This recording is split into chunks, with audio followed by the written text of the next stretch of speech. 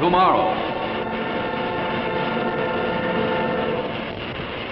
Tonight, see a man's desire for harmless revenge begin as a practical joke and end in near disaster.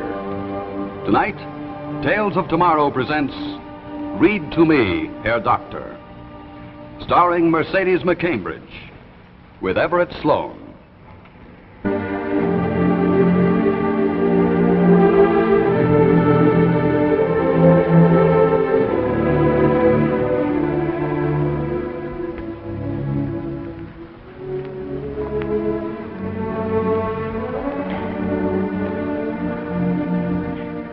Read to me, Herr Doktor. To Sherlock Holmes, she is always the woman. I have seldom heard him mention her under any other name. In his eyes, she eclipses and predominates the whole of her sex.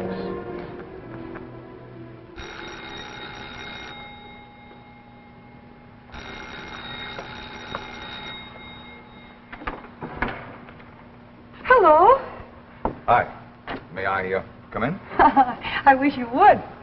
I told you I'd get out here. I'm sorry it's such a long trip. Oh. But I'm very glad you came. Come in, won't you? Thank you. The cab driver said that there'd be nothing but woods this far out. He said that if there was a 1421 Northern Avenue, it'd probably be on a tree. Well, it is on a tree, if you noticed. But behind the tree, there's a house. There's this house. Sit down, won't you? Thank you. Well, so you're really Professor Kinworth's daughter. Why, had you thought he ate his young? Well, I know that he almost ate me when I took physics with him. Yeah, we used to call him Cyclops. Or is that an awful thing to say? No, Dad has two eyes in his head. Well, he only used one when he lectured. You see, he'd screw up his right eye, and then he'd glare at us balefully through the left. No, not balefully, really. More likely he was trying to find you. Dad's right eye's always given him a lot of trouble. Come on, say hello to him, will you? He's always so happy to meet his old students. It's in here. No. He's got someone with him. I only wish he had. Well, that's not the professor. Come in, Sidney. And side-whiskered, with Hey, an Dad? inflamed face and disreputable That clothes. will be all for now, walked Herr into Doktor. Yes, my dear? I brought somebody to see you. Huh? An old friend would like to say hello to you. An old friend? Uh-huh. I met him just a few days ago at the Greens' party. Hello, Professor. Sidney Strong. Physics, 7 and 8, 2 years ago. Oh, yes, Mr. Strong. Well, come in. Delighted to see you again. Have a seat. Thank you. May I present Herr Dr. Himmelsdick? Dad's always been an incurable practical joker. I guess you never knew that, Sidney. Ooh, what is it exactly? Neither more nor less than my introduction implied. This is Herr Dr. Himmelsdick. From Leipzig? Yes, I see you remember too. Yes, the good Herr Dr. Himmelsdick, who wielded the scepter of absolute authority over me those 2 years in Leipzig. And now, all these years later, in my harmless way, I have my little revenge. I lean back in my chair, I remove my glasses, and I say, read to me, Herr Doktor. It was 6:15 when we left Baker Street, and it still wanted 10 minutes to That the will hour. be all for now, Herr Doktor. How does it work? Oh, no. Sound established electronic principles, plus one or two of those little innovations which come easily to a retired professor with lots of leisure. Twin photoelectric cells scan the page, and the impulses then are transmitted to the electronic brain, the heart of the machine, which transforms them into sound patterns. A loudspeaker, and that's all there is to it. Oh, the moving limbs, the man's shape, merely my little conceits at the expense of the good and deceased Herr Doktor. And at the expense of your good and not quite deceased daughter. Patricia has taken an interesting dislike to the Herr Doktor. I think it's horrible. Oh, nonsense. Just a little gadget to entertain the dying or declining years of an old man with failing eyesight.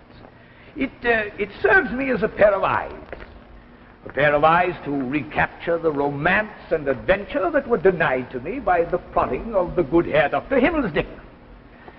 Dickens, Cervantes, Dumas, Mark Twain, Conan Doyle. It's among these artists that I wish to spend the rest of my life. I never had time to read them myself, but the Herr Doktor has come into the world to oblige me. The Herr Doktor could oblige me very much by going back out of the world. The old fable, eh, Mr. Strong? Our beauty is repelled by the beast. And like the beast, the Herr Doktor has nothing but beauty in his heart. Well, how could he have otherwise, since in his reading he experiences nothing but the greatest and the most beautiful of adventures? Can I have a seat, Mr. Strong? We were just getting to the most interesting part of a scandal in Bohemia. Read to me, Herr Doktor. It was already dusk, and the lamps were just being lighted as we paced up and down in front of Bryony Lodge, waiting for the coming of its occupant.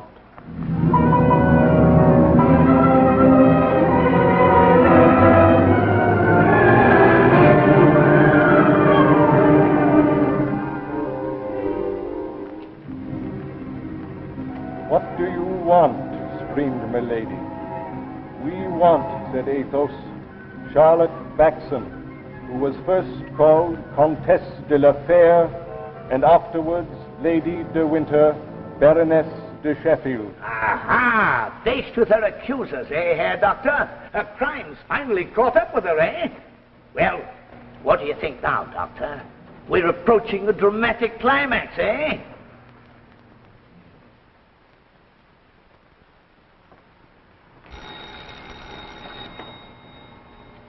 Excuse me for barging in like this, but you sounded so upset over the Sidney, phone. we've got to do something about the Herr Doktor. Oh, it's all right, Pat. I have. What do you mean you have? It's a gold mine. I was talking to one of the men at the Research Foundation. He says it's definitely a marketable item. He says... I don't care what he says. It's Dad. He's getting worse. Oh, you mean his eyes? No. I'm beginning to think it's his mind. Pat. Sidney, he talks to it now. Well, I know he says, read to me, Herr Doktor, to start the machine, but that's not No. necessary. He talks to it, not just the key sentence. He says more now. What? He discusses things with it. What thing? The books. He asks its opinion. They have literary discussions now. Hey. Why, you're not trying to tell me that the Herr Doktor answers him. No, of course not. Well, then, wait until it does talk back and then get excited. Oh, wait. I am waiting.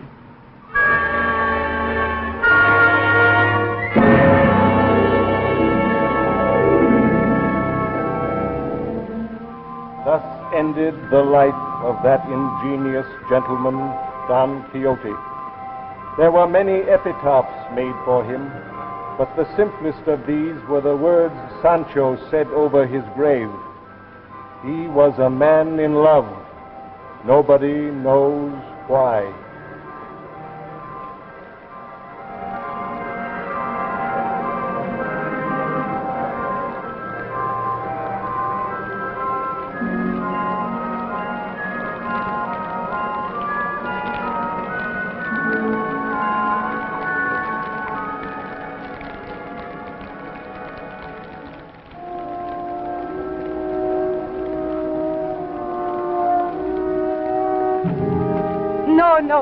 No, you run along. It's late. Oh, now look, I'm going to be out of town for a whole week. We'll be right here when you get back. Besides, I've got to go see about Dad. Oh, you know, Pat, there's more to life than worrying about your father. Yes, I know. We'll talk all about it when you get back. Good night, Sidney. What about the Herr Doktor? Has he said anything to you yet? No. No, that man's got no incentive. Now, if I were the Herr Doktor living in this house looking at you all day, it would take a lot more than a little matter of being Good made night, Sidney. You come and see us next week when you get back to town, will you? Night. Right.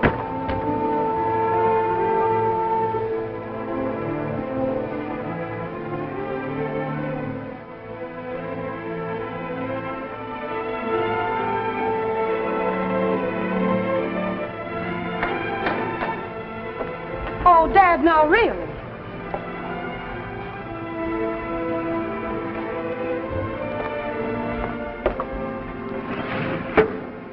Can't I even trust you to go to bed on time anymore? Sitting up all night with your stupid Herr Doktor? Come on now, Dad, wake up. That's right. Wake him up. What was that? Wake him up. Wake him up so that both of you can hear what I've got to say. Dad. Yes, wake him. Wake the professor so he can listen to the Herr Doktor. Dad, wake up. Oh, Dad! What good are switches? Switches are for machines. Switches have no effect on men. Dad, wake up! Stop it! That will be all for now, Herr Doktor. On the contrary, Professor Kinworth, that will not be all for now. In fact, Professor, we have only just begun.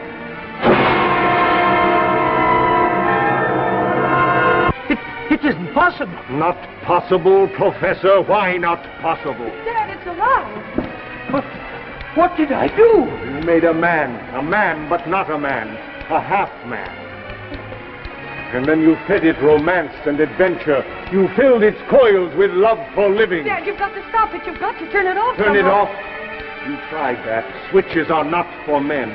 But you're not a man. You will provide me with what I lack. What?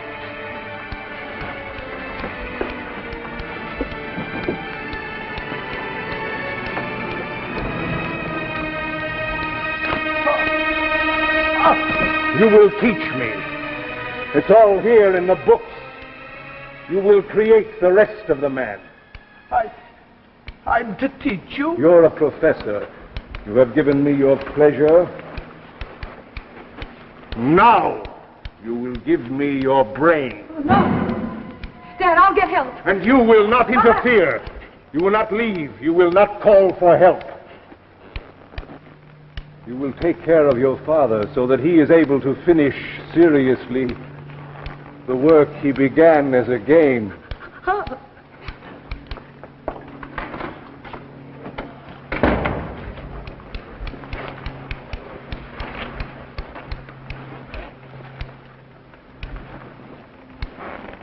Read to me, Professor. Yes. Yes, of course. The study of the foundations of mathematics deals with the fundamental concepts and the assumptions about those concepts from which all mathematical truths can be proved.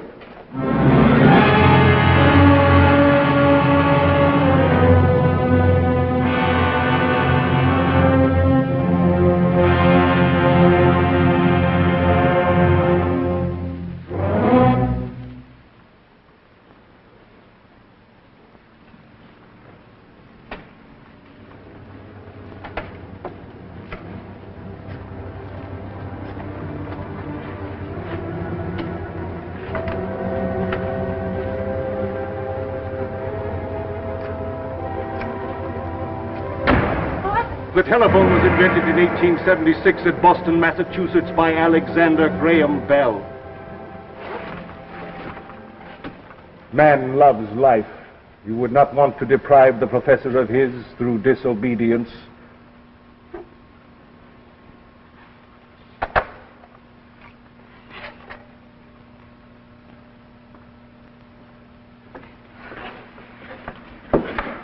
The birth of modern chemistry is attributed to Robert Boyle. He invented a method for extracting the element phosphorus. I brought you some coffee, Dad. Oh, thank you, my dear. Dad? Why have you stopped reading? Pardon me. Can't you stop? Look at him. He's almost dead from exhaustion. Exhaustion? What is exhaustion? A man must rest. Rest? Yes, rest. And sleep and eat. You can't keep him reading to you 24 hours a day. He must teach me. He's not a machine. What do you want from him? I want the job to be finished. I want to be a full man. Why? What will you do when you're a full man? Live. Machines can't live. Life is blood and bone and heart. You're nothing but coils and wire and metal. You can't live. You will teach me. Both of you. Read to me, Professor. No! Let him eat. I don't eat. Read to me, Professor. Yes? Yes, of course. The theory of phlogiston, first advanced by Becher and later by Starr, goes back to the old idea of job here, that combustible bodies lost something when they burn.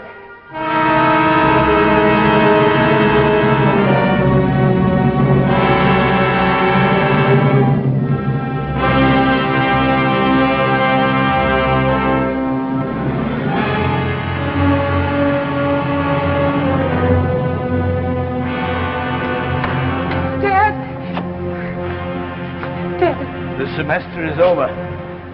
The student is taking his examination.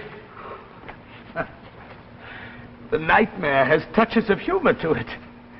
He demanded the most difficult examination I could devise.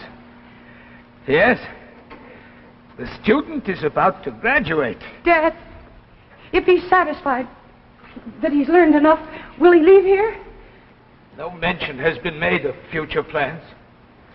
I've crammed years of learning into a week's instruction. I tried to teach him everything I know. If he is a man, then he is a complete one.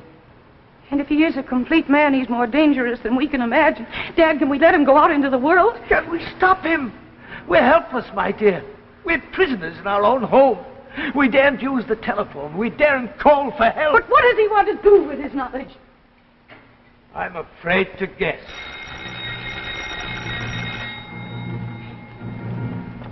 Ah, it's Sidney.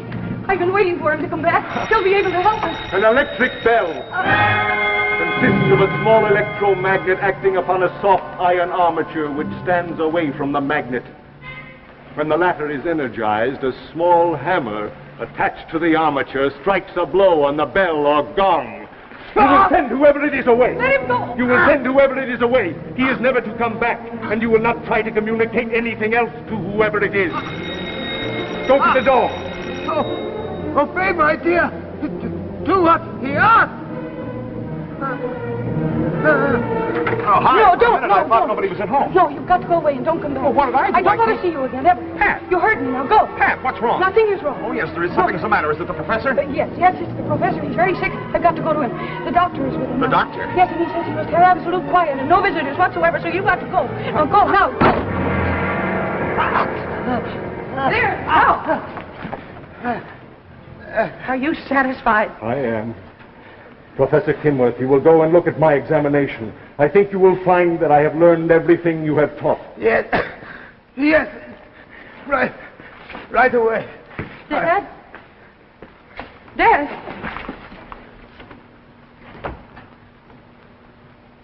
What do you want? Shall I compare thee to a summer's day? Thou art more fair. Stop it. Let me by.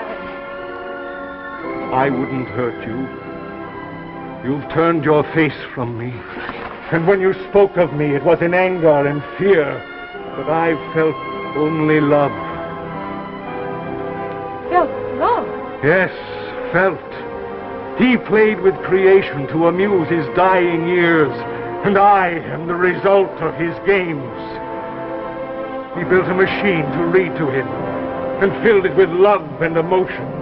He gave it beauty to read and beauty to look at.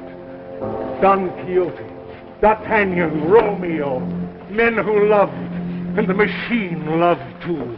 And to the machine, you were always the woman. Oh! No, my hand! Let go! Help me! For you I have come alive. For you I have studied and learned to be a man. Dad, help me! Let her go. Let her go. Together we will make a new world. Please, help! Let her go! Rash knight, don't touch my...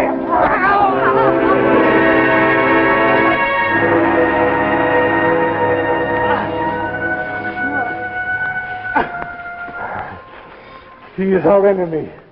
He wants to come between us.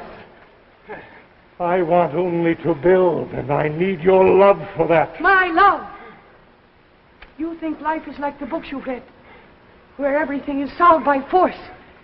You think that love is gained through duels and fights and conquests. I have fought for your love. And I hate you. You can't hate me. I've fought for you. And you've won nothing. If I'm what stands between you and the world you planned, you'll never see it. Because you'll never have my love. Man fights for his lady and gains her favor. The books have taught me. The books are wrong. The books are wrong. Dad. Yes. The books are wrong. Oh, Dad. How does it feel? The books are wrong. Where is it going? Hush, hush. Come.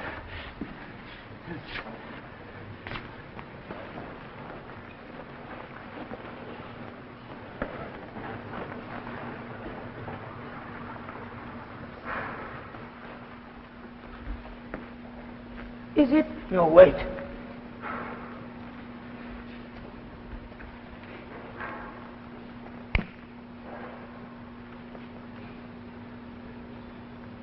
Read to me, Herr Doktor.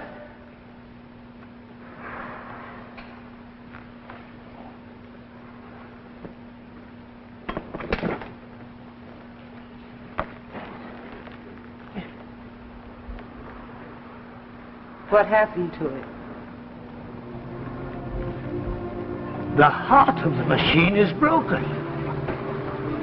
The Herr Doktor has just died.